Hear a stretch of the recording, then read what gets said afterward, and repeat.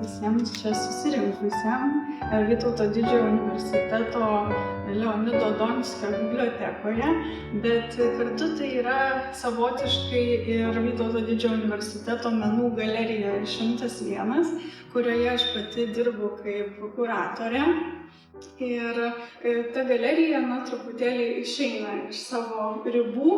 Tai pati galerija, kas nežinote, tai yra senamiestyje, Muitinės gatvėje 7, o papildomai organizuojame parodas ir kitose vietose ir erdvėse. Tai žodžiu, čia kartu taip savotiškai dalyvauja ir menų galerija. Dabar tada trumpai tokia įžanga apie pačią parodą, kad pati idėja parodos ir surengti būtent tokią parodą šiuo laiku, tai kilo universitete. Šį savaitgalį vyks Baltic Studies konferencija ir į šią konferenciją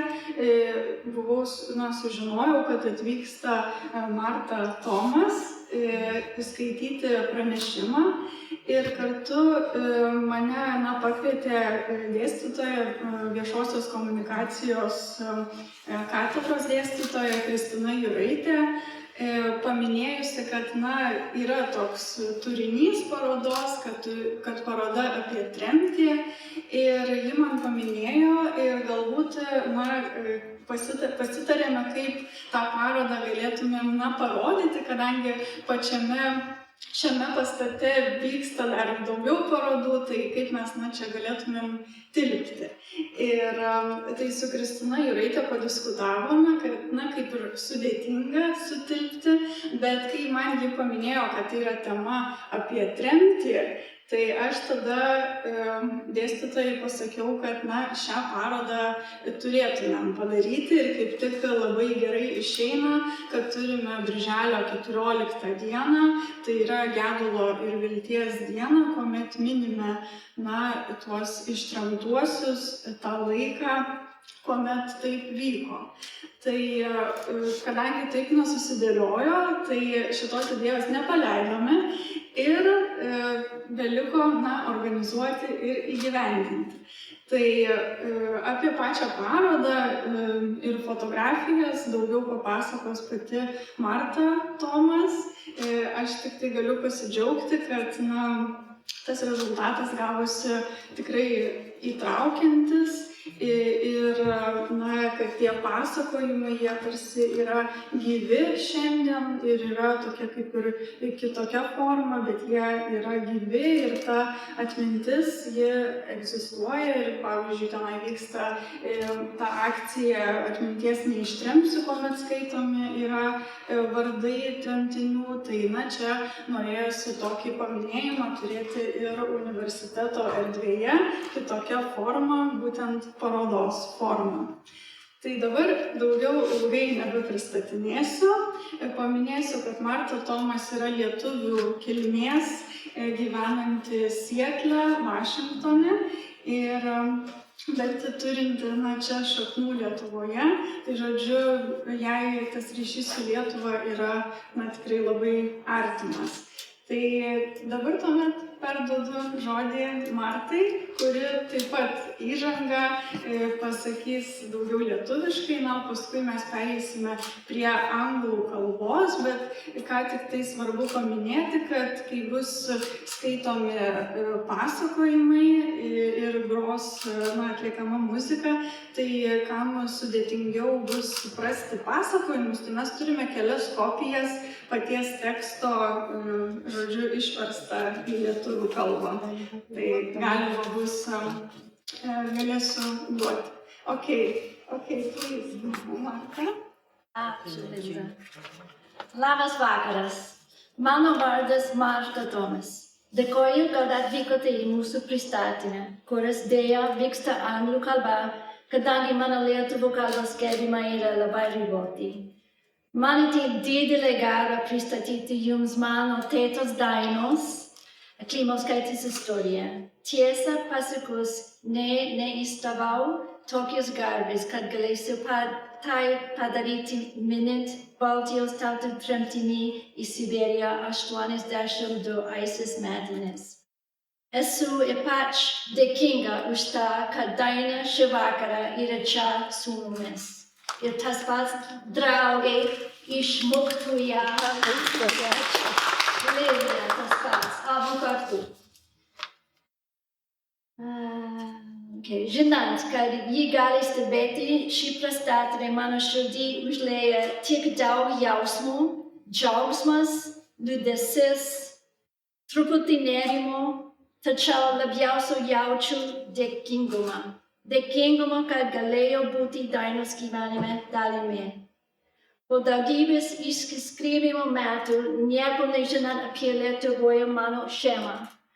Užmezgus ryšį su ja ir kitais mano giminaičiais, mano gyvenimas tapo kur kas turtingesnė. Didelis jums ačiū, Daina.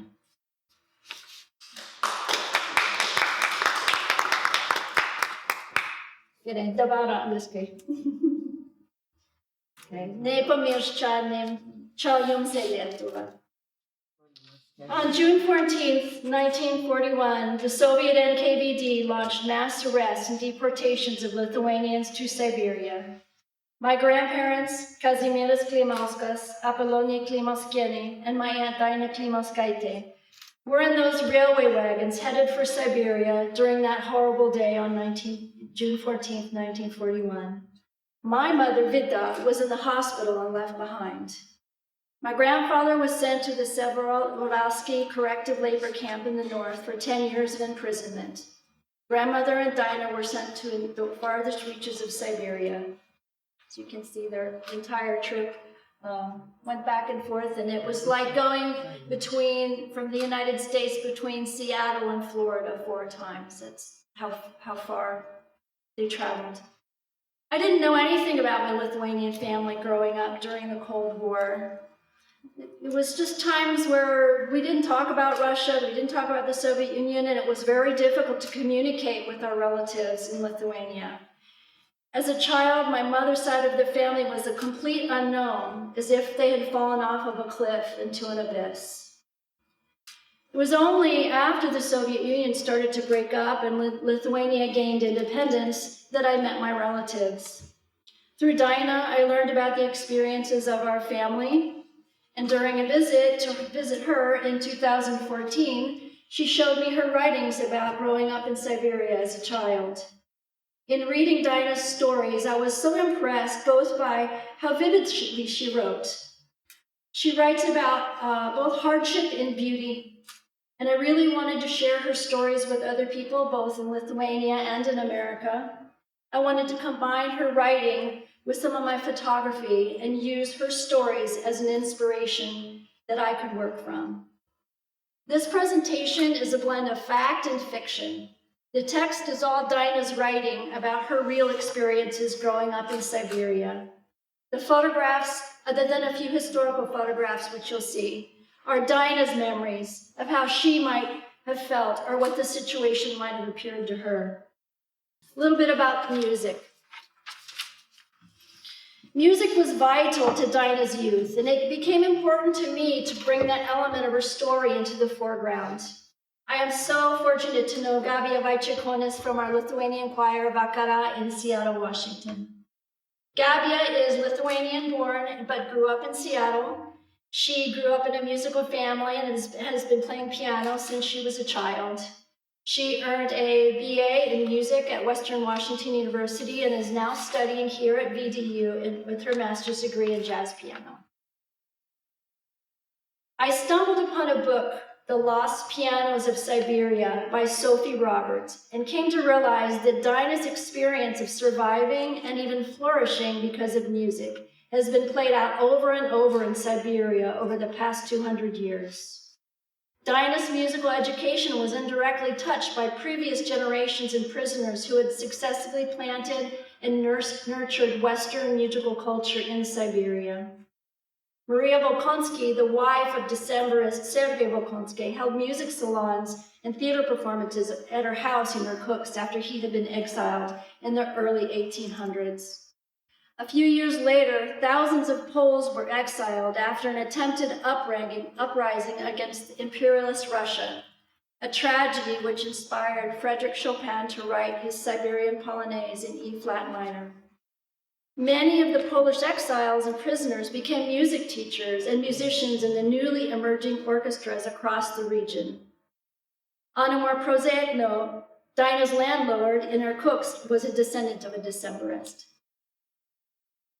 In her book, Sophie Roberts notes that the pianos she searches for not only tell the story of Siberia's colonization by the Russians, but also illustrate how people can endure the most astonishing calamities, that belief in music comforts, survives in muffled notes, from broken hammers and beautiful harmonies, describing unspeakable things that words cannot touch.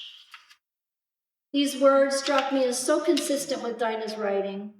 She writes about the horrors that she lived through, and yet she also recalls the joy and beauty that she experienced because of music. I hope that this presentation reflects that duality, and that you, the viewer, momentarily feel and the real experiences that Dinah so eloquently describes in her writing. I struggled while preparing this presentation as that I did not want the beauty of the music to give the impression that life was easy in Siberia or that the suffering of millions wasn't really that bad.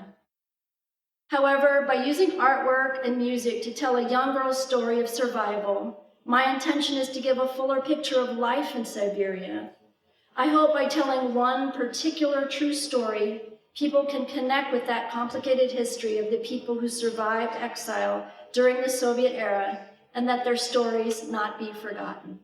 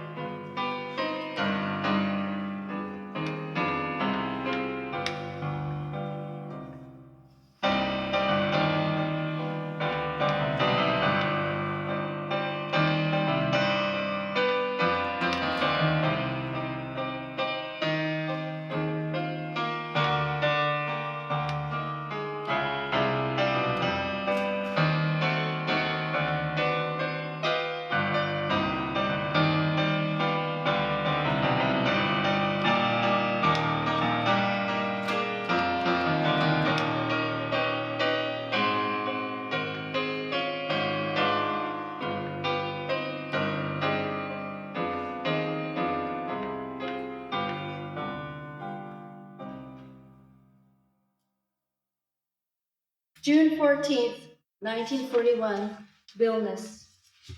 It was a beautiful morning. Mommy and I went to church. It must have been the little church of St. Michael. I was supposed to be a flower girl at the procession that day. Mommy made me a lovely little basket of flowers. Very carefully and thoroughly, I scooped the flowers from it and spread them on the ground, while trying not to step on those precious petals. The beautiful procession was over before long, and Mommy and I walked down the narrow streets of Vilnius Old Town towards home. We were sad. Mommy, worried, spoke very little. I was only 7, but understood why she was worried. My sister Viduta, 3 years younger than I, was in the hospital with a serious case of salmonella. We were approaching Vilbishki Street where we lived when suddenly Mommy stopped, petrified. Right outside our home, we saw Daddy being taken away by 2 armed NKVD officers. Now, after all these years, I think to myself, maybe we should have run, maybe we should have hidden, gone to Daddy's hometown in Simnus. Should have waited it out. But could Mommy have done such a thing? Never. Inside, our apartment was already being searched. There were 3 men searching. One of them was a young Lithuanian guy, and he was especially rude. The other two spoke Russian. Mommy could not stop crying, saying she would not leave because her little daughter was in the hospital. The Russian officer said, "Do not worry, we will send her to you. We will send her." I understood that something terrible was happening, something unusual, and my reaction to the violence was somewhat unexpected. I took my slipper and started hitting the intruders with it, but nobody paid any attention to me. The Lithuanian NKVD officer ordered us to pack our things quickly, but to make sure that altogether our luggage did not weigh more than 100 kilograms. My aunt started packing anything that she could find, and of course forgot to pack anything practical, warm, that we could use later in the north, in Siberia. I only remember that she promised my mommy to pick up my little sister from the hospital and take care of her. We were then thrown into open pickup trucks taken to Naujoji Vilnia, where the trains were ready to carry us to the unknown. On our way, I remember Mommy told Daddy, "At least we're lucky, Cassis. We're being deported together." Unfortunately, when we were about to get into the wagon, two officers took Daddy away. He only managed to kiss me and Mommy goodbye. I remember his pale face and his words to this day. "Kalgene, please take care of yourself and of Danute." I was 7. My childhood ended then and there. Since then, the world was divided into two parts, there in Lithuania until deportation, and after it. For the entire 17 years of deportation, life in Lithuania seemed like an unreachable, unforgettable fairy tale. Those 7 years of life in my home country stayed as a dream, a beautiful childhood dream.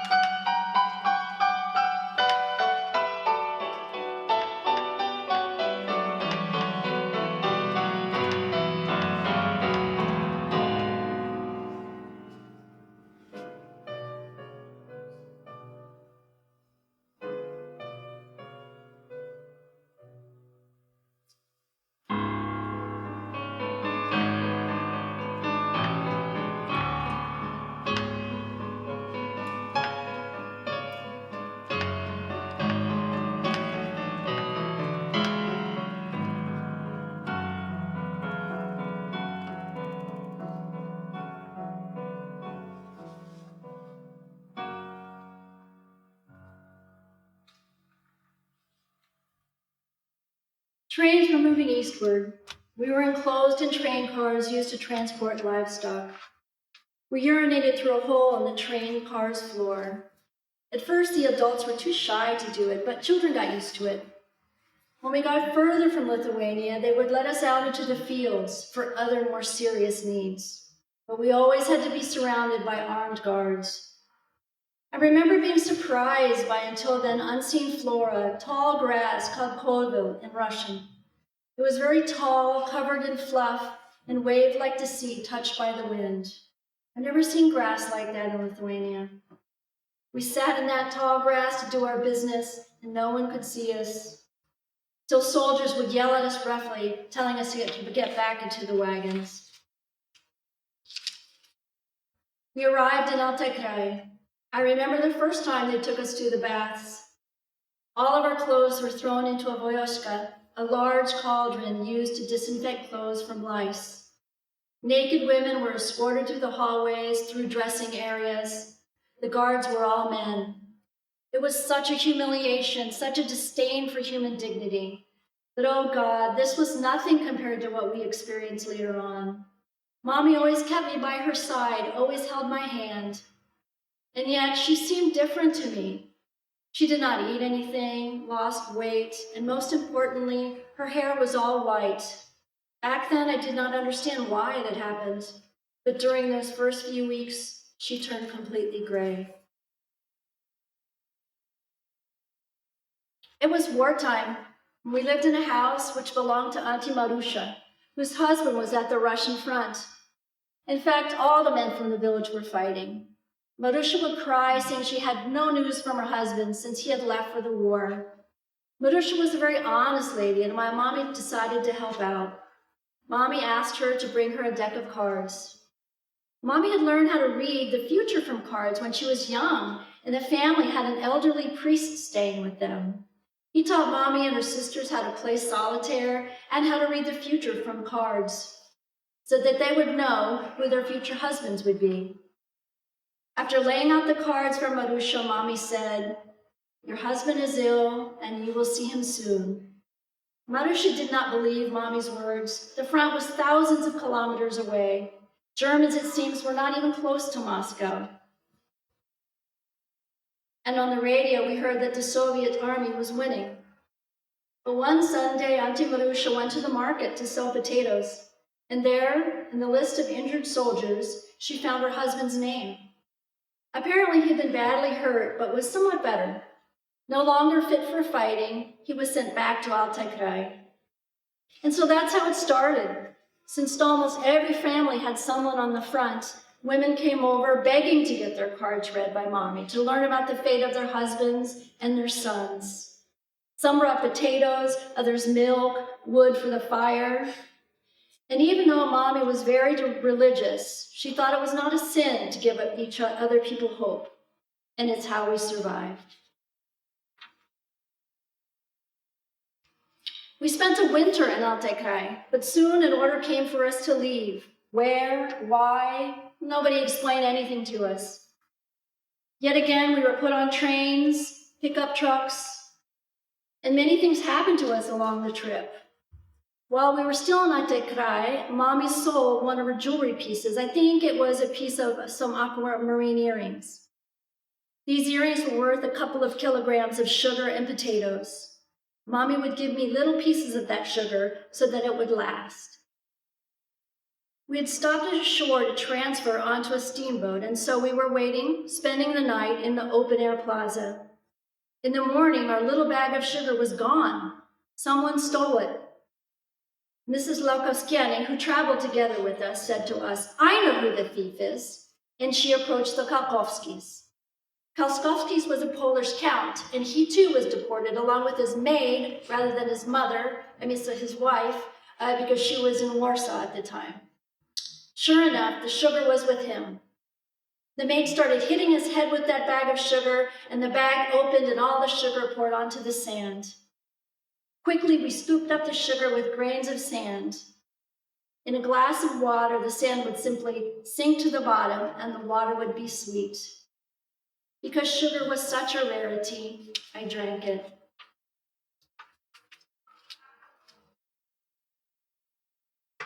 We continued sailing up north along the Lena River. Naive Lithuanians that we were, we even thought that maybe they were taking us to America, because Alaska was just past the Bering Straits. Such sacred naivete. In reality, we were being deported to the Laptev Sea, to a fish factory there. Our job was to catch the fish, prepare it with salt, and send it to the front. Everything for the front, everything for victory. This was our slogan.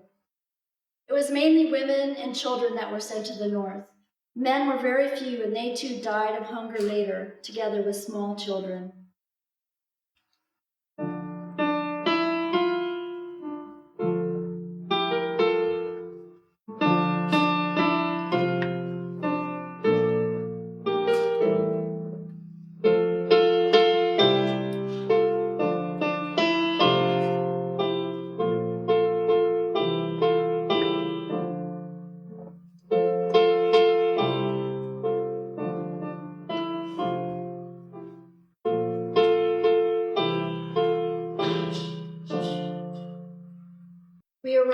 barge at Tiksi.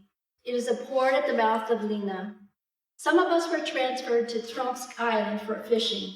Others, including us, continued sailing farther north to the mouth of the Yana River in iron barges. This was a smaller river in comparison to Lena, but it was in an even colder region. We were dropped off on an empty shore. It snowed there. We settled in a few self-made tents. Luckily, the ground was not yet frozen, though. Here in the zone of eternal frost, only in summer does the ground melt a little. We dug the soil and arranged its pieces as bricks, one next to each other, adding tree branches to the walls. Trees do not grow in the tundra, but fortunately there were some branches by the sea since we were close to the water. To make our little yurt warmer, we covered it from the outside with a mixture of snow and water, and the windows were made from ice.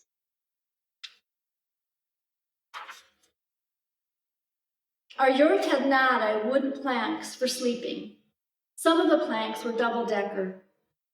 There were 100 people squeezed into our yurt, about 30 centimeters or 12 inches of space between each person. We slept like herrings in a barrel. That is the reason lice spread so quickly, and they visited us all. Iron heaters made from barrels heated the yurt. While they were burning, it was still bearable. But once the heaters were off, the cold was so brutal that at night our heads froze to the pillow. Even in summer, the ice underneath our beds would not melt.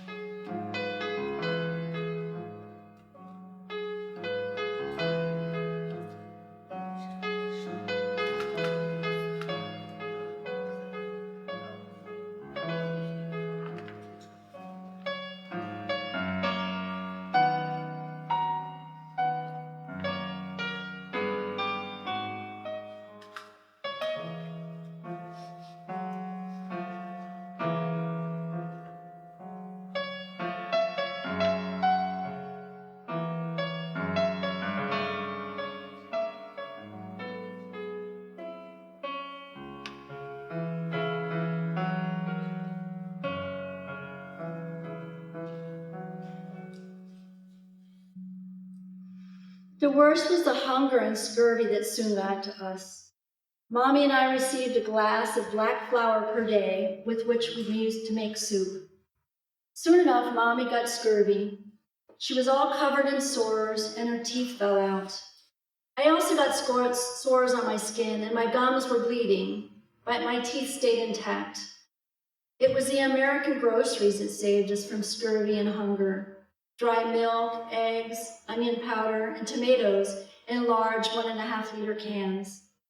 Later, we also got some American canned meat. We received very small quantities, but this food truly saved us. In Kogastach, I started elementary school. Our teachers were nice and they did not separate us deportees from each other. Right away, I became famous as an artist and started to dance ballet. One of our teachers got some cloth and Mommy made me a tutu from it, a little swan skirt. I danced without leggings, with a skirt and bare legs on a cold stage, remembering the performances I had seen back in Lithuania. Apparently I did pretty well because everybody started calling me ballerina, just as later on I would be called singer. The nickname singer stayed with me for a long time, and I could not imagine myself doing anything other than working in a theater when I became an adult. When all our men died out, the NKVD allowed us to move a little farther from the Laptevsy to a somewhat milder northern zone where the tundra became taiga. We settled here in Kreste. Here I befriended cousins Algita Pankauskaitė and Lilė Gineikaitė. Their parents took care of Mommy and me. Here too, people caught fish, fermented it, and sent it to the continent, to the front. Mommy would work as a guard when she was not sick, and I went to school. Here we had food stamps, and so we did not starve as much as we had in Bogostach. We had a variety of nationalities living around us. Free Russians, also some Germans, Jewish, Finnish deportees, and of course the local Yakuts. Winter was just as cold and summers were just as short.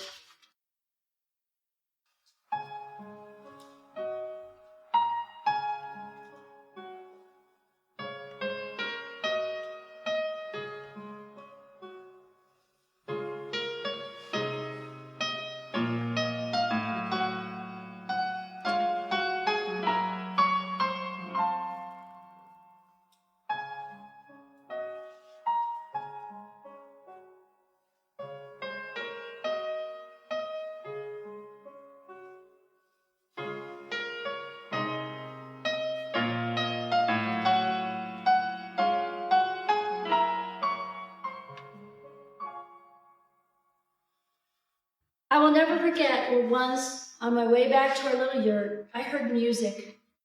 It was coming from a small house with a radio station. The music enchanted me.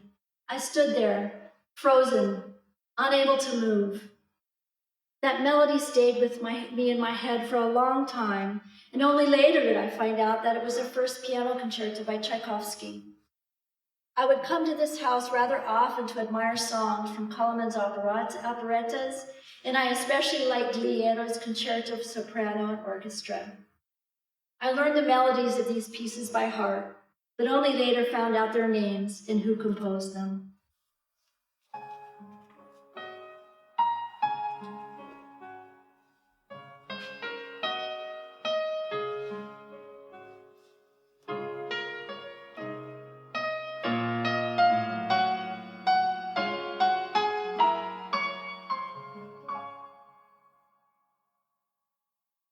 The war was coming to an end. We deportees were finally allowed, with our own money, to move to a somewhat better climate in Siberia, outside of the Arctic Circle. And so again, we were sailing on barges up the Yana River towards the Laptev Sea.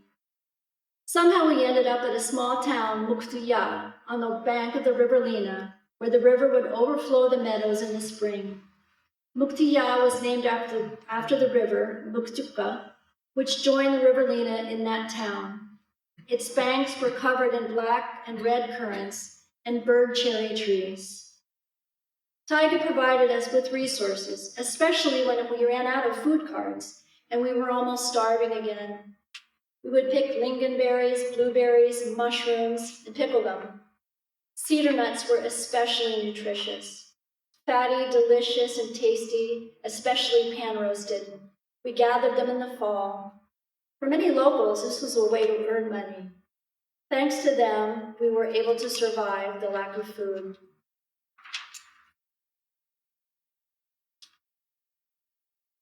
Mukhtuya, it is just a river and a taiga, but it is also my youth. My most beautiful years were spent there. I wanted to go to school and had many friends there. Due to being outgoing, and I was well liked by my classmates and teachers. I was not a pioneer or a young communist. Somehow I managed to avoid joining these groups. When I was forced to join, I told the leader of the group and the school principal that I did not want to look false, because as a deportee, my participation in these organizations would not be honest. It was hard to control every spoken word until Stalin died. Most of the teachers were very understanding. Only one local, Anna Ilyich, responded to such disobedient behavior by saying, "Do not forget, you are not in Lithuania," to which I responded insolently, "I never forget that, I will never forget."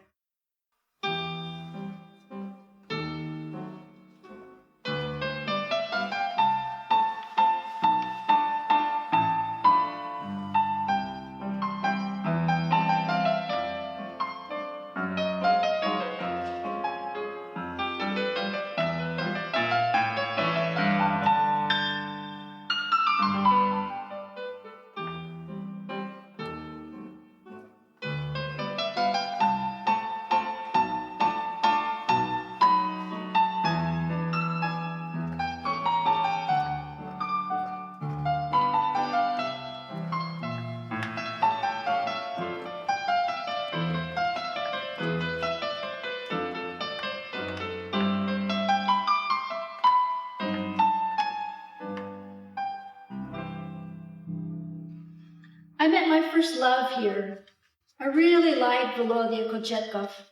He was 1 year older than me. Volodya invited me to his prom, and I sang to them. He also accompanied me to a competition, and when saying goodbye, he kissed me shyly because he had to leave to Moscow to study.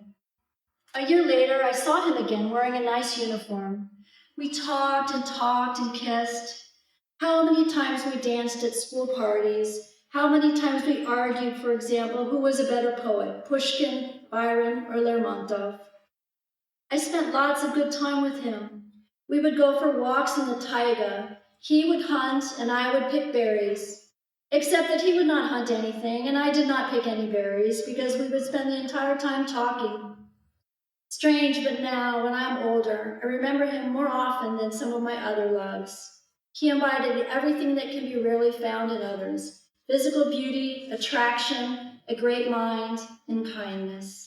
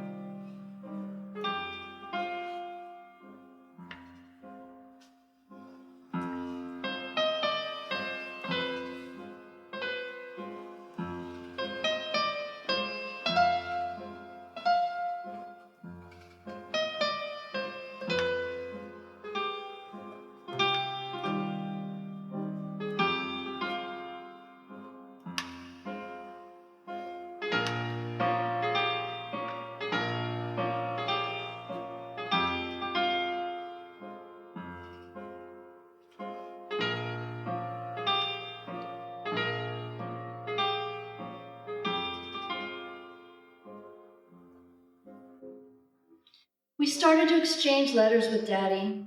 He was sentenced to 10 years imprisonment on what grounds, and was working hard in labor camp. He could only write to us in Russian, and even so, we sometimes received his letters with half of the words crossed out, with symbols instead of letters, all because of the censorship in the labor camp. He worked mainly in the forest and was always hungry and sick. Only by the end of his sentence did he start to work inside, sketching. He even got paid a little bit and sent Mommy and me some rubles. He lived in hope to one day reconnect with us. When Daddy left the labor camp, he did not gain his freedom. Instead, he was exiled again to Novosibirsk region, a collective farm in Dubrovnin village. There he worked with an electric motor used to mill grains. We already had a permit from the Kremlin to go visit Daddy. He was waiting for us so impatiently. Such wonderful letters did he write to Mommy and me. It was one day after graduation from school in Mukhtiya that we received a letter from Daddy. He wrote that he was dying, that we should not go to him, how everyone was starving in their collective farm. He was eating the remains of pressed grains. We should stay together with our Lithuanians. A few days later after that, a telegram arrived saying that Kazys Klimauskas had died. Daddy was an educated person with a university degree, experience in Berlin, who spoke German, English, Latin, Russian, and Czech, and yet he died of hunger and consumption a year after he was released from prison. Poor Mommy, her hopes to finally reconnect with her beloved Kazys were shattered. It was only as I got old did I understand the tragedy of my Mommy's and Daddy's lives. Not even 40, separated from her little girl, from her beloved husband, her relatives. She had to work so hard, was always sick with grave illnesses.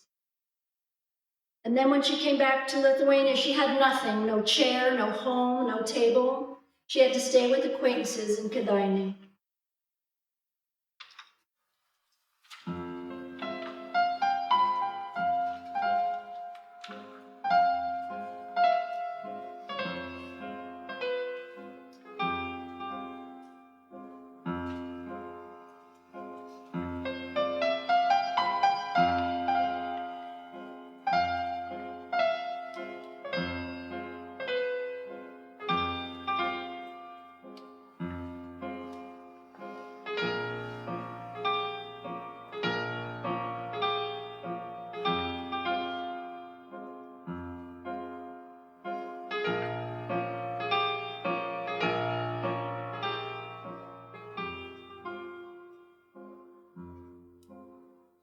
Back to 1953. When Daddy died, Mommy and I had no hope of seeing him again, so we decided to go to Yakutsk. I really wanted to study singing. Mommy got a job in a cloakroom in the 16th school of Yakutsk. We stayed in a teeny room, which accommodated one heater, one table, and a wooden bed. We both slept in the bed, valet style, my mommy's head at my feet and vice versa. I dreamt about becoming a singer. When the school rejected me, as they only admitted locals, one Jewish professor invited me to sing in an amateur club that he was supervising. The club gathered at the Cultural House of Zuniskis. I happily accepted the offer to join the club. I got to sing in the choir and in theater performances. I got together with Vanda Chebinskaite, whom I had known since we lived in Kreste. The supervisor, Dr. Schwartz, was happy with my singing and even decided to produce Tchaikovsky's Eugen Onegin, and I sang the part of Tatiana. A very handsome Crimean Kyrate, Edvardas, played Eugene's part. Times were hard, but God was helping us. Time passed. I read a lot, participated in various amateur circles, but it was a pity I could not study. I even cried a couple of times over it. I was already 21. Life seemed to be going so fast. My dear Mommy even got worried, wondering why I was so upset, concerned that maybe someone had hurt me. I told her that I wanted to go to Irkutsk to study. I sent out my paperwork, a note about my participation in local amateur circles, and boarded the ship. Even though I could only sail in third class, the trip was not boring. There was music on the ship. I remember that during the night, I would always tie myself to the luggage, which was large, made from real plywood and painted black. It was the first time I had gone on a trip with real luggage, not a cloth bag. I was lucky. Danuta Stanutaite boarded the ship in Olyukminsk. She was also traveling to Irkutsk and wanted to attend university there. It was much more fun and safe to be together with her.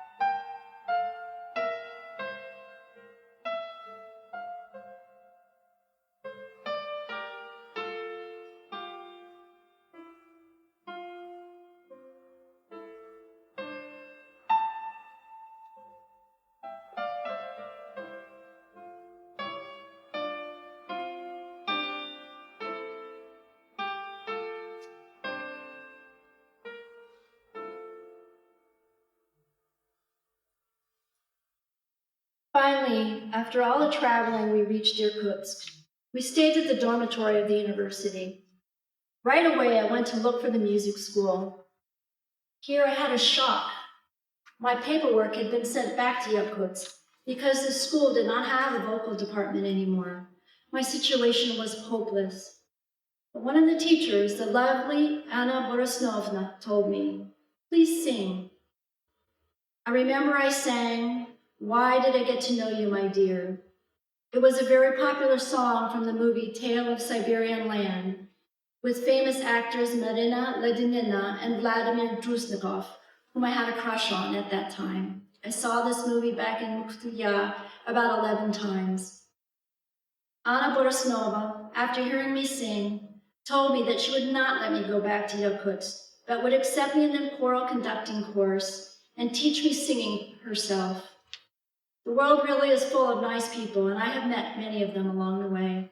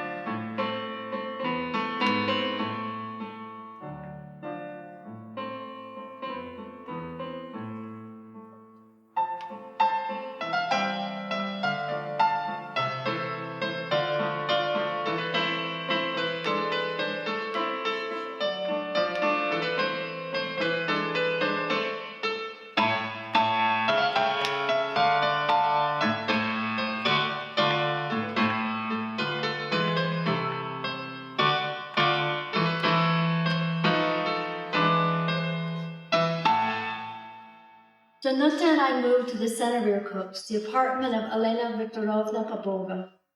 One room was hers, a kitchen, and ours, with Danuta's bed, wide enough to fit us both. Immediately, our landlady demanded that we pay her 100 rubles each, that every day we would bring water from the street faucet, that we ourselves would heat the apartment, that we were to clean the place, and so on. But we agreed because the apartment was so close to where we studied, and close to the theaters and to the Philharmonic. And so that's how our student life started, in the so-called warming up of the Khrushchev era. I studied in the vocal program and also helped the pianists. I went dancing with Danuta, as well as to the sauna in the 45 degrees below 0 Celsius cold, because there was no bathtub in our apartment.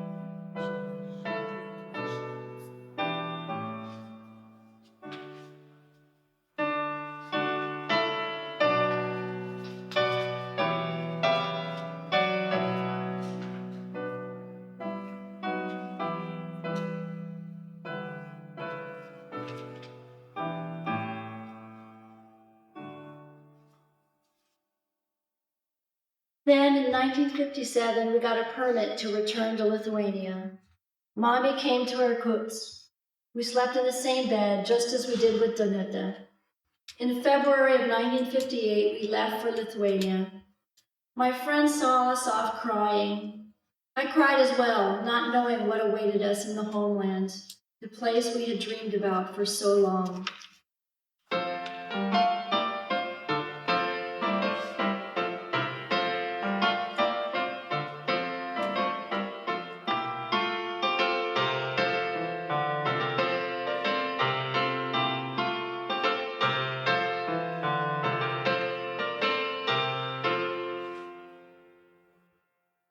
I found the J. Grodas Music School in Kaunas to continue my studies. Professors gathered here to listen to me perform what I had learned, checking my knowledge of harmony. My level was somewhat lower than the same-year students at the Grodas Music School, and so from being a third-year student, I was admitted into the second year. But in 6 months, I transferred to the third year of the singing program to study under Professor Andruskowskiene. Our teachers were nice, and the environment was not hostile. I stayed with Judita, my friends from Siberia, and I slept on the floor. I did not feel too comfortable in Lithuania. Relationships between people, teachers, were very cold. Everything was different than how I remembered it before leaving, or maybe I had just imagined it all. At that time, I could not understand the wounds of Lithuania. Here, after the war, an intense fight was taking place between the patriotic partisans and the Strybai, Lithuanians that pretended to be partisans but were really Russian collaborators. People were tired of that fight, frightened, afraid of deportations. Many became collaborators, shut off from others. The atmosphere was much colder than in Siberia among people and among us deportees. So I mainly communicated with my friends, Dita, Algita, and Livia. I missed my friends in Irkutsk, and I did not like any of the men here. For many years, Lithuanian men seemed to me too cold, unfriendly, with a master's attitude towards women.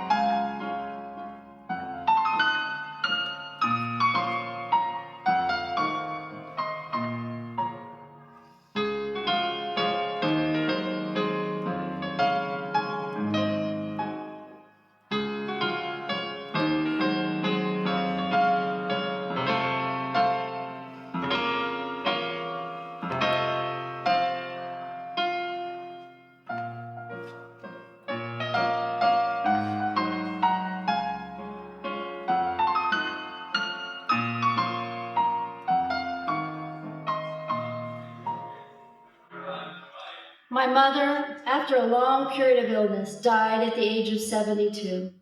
It was a very sad 1974. Mommy never got to see Viduta again. She was only able to write. My life, after returning to Lithuania, is another story. And even though it has been more than 50 years since coming back, the years in exile left a deep emotional and physical imprint on me. Now, when I am waiting for my 80th birthday, in my thoughts I often come back to that difficult, colorful time of my life. And I remember one saying from the American literary classic William Faulkner: "The past does not die, it is not even past." Epilogue. I saw my little sister Viduta again in 1989, after 48 years of separation. My little sister got married in America and now has 2 daughters, Regina and Martha, and a son, Christopher. She now has 6 grandchildren.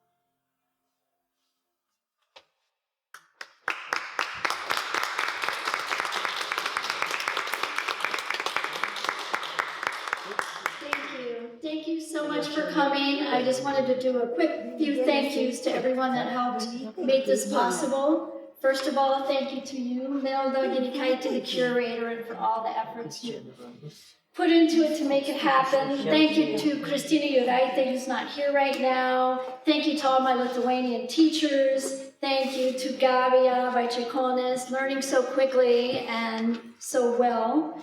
And a super thank you to my Aunt Dinah. Ačiū labai.